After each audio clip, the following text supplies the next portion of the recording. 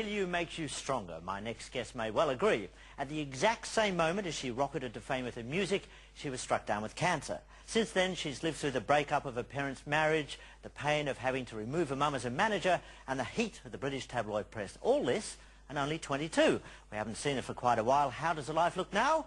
Please welcome Delta Goodrem. Hello.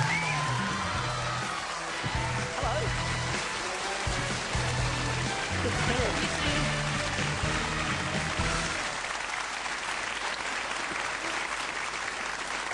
Hi, Andrew. Hello, Delta. We haven't seen you for a while. Why did you leave Australia? Why?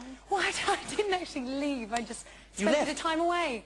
Okay, maybe I left. But it was, you know, it was actually that I needed to sort of just maybe get a bit of time to find my feet. I kind of needed to heal from a couple of demons I might have picked up from so much chaos so quickly.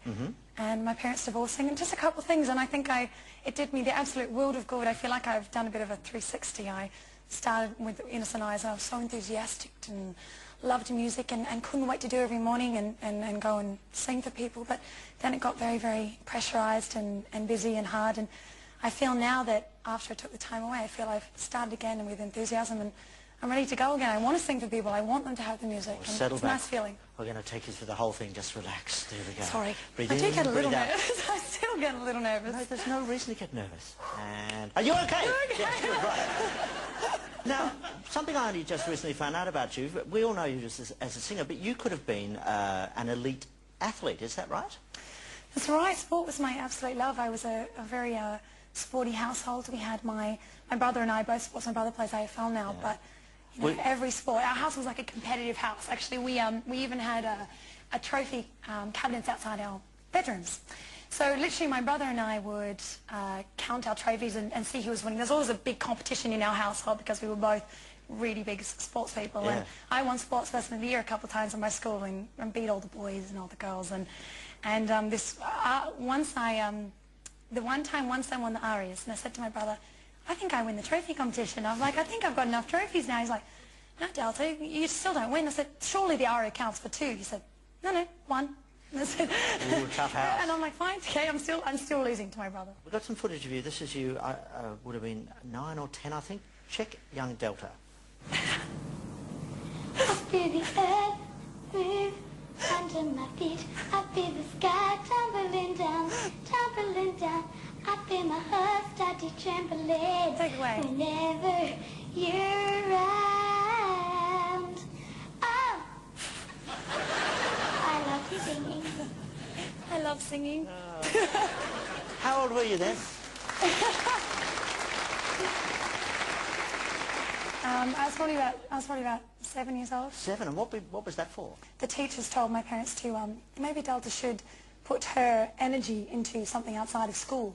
And that happened to be acting and music. And then I went to a place around the corner from our house and I went to an acting school and they said, you know, we've got these castings you can start going for TV. And my mum and I just said, oh, really? You know, okay. Actually, you were the love interest, if I can put this correctly, of the fat kid from Hey Dad. I was, yeah. Yes. Was that your first... It was a love affair, you know, love affair sight for us, really. Your first serious relationship? Really. See, I always thought you two would make it, and I was shocked when it broke up, but there you go. I apologise. I'm really sorry. That's all right. For us. No, I got over it. I got over it. Good to hear. As a young kid, you used to cut out the top 40 charts and stick them up on your wall, didn't you? I did. I put the ARIA chart on the wall and I whited out who was at #1 and I wrote Delta Goodrem.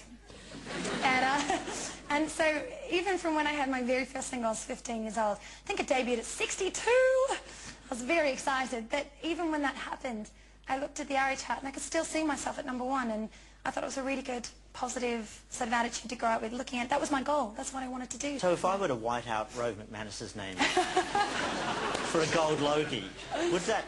No, never mind. Maybe if we got everybody in the room to maybe white out and then write Andrew Denton. Yeah, look, I might beat Larry Emder with this number of people. I've never beat Rove. When Glenn Wheatley, because he became your manager at 13, and one of the things he said that really struck him was how determined you and your mum were. Yeah. You know, you really focused on what you wanted from your career. At that age, do you remember what the game plan was? You know, I think back then it was more just... You know, my parents, I had a dream and my parents supported me and believed in me. And that's what it was. It wasn't like, we will do it this way and ski this way. It was just a belief and a support team of my family. Actually, I want to show a clip here because you signed with Sony when you were 15, and when you were 17, this was your first. Was this? I Don't Care. That was the one that went to number 6. It couldn't even be a worse title for me. I Don't Care. I do care. Yeah, it was a little less driven perhaps than maybe different to Born to Try. This is Delta's first clip, I Don't Care. I don't care what they do, nothing's gonna stop me loving you. I don't care what they say, I'm gonna love you anyway. Oh, I was so going to wear that outfit tonight. I'm glad I didn't. Thank God you didn't. Yes, thank God. Everyone's saying me that. up. The thing is, at the time, there was a bit of a push to give you the Britney Spears look. Why wasn't that you? Well, the thing was, you don't really, when you start with a record company, you don't really know what the whole process is. You don't know how the whole military operation before a song even gets to the radio and for people to even get to hear it.